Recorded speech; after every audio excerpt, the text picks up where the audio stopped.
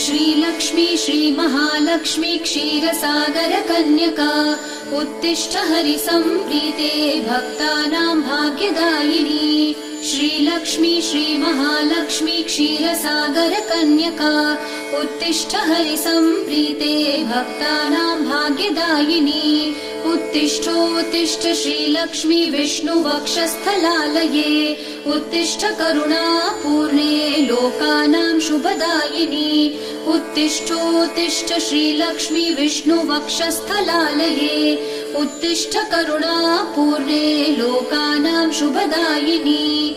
श्रीपद्ममध्यवसिते वरपद्मनेत्रे श्रीपद्महस्तचिरपूजित पद्मपादे श्रीपद्मजात जननी शुभपद्मवक्त्रे श्रीलक्ष्मी भक्तवरदे तव सुप्रभातम्।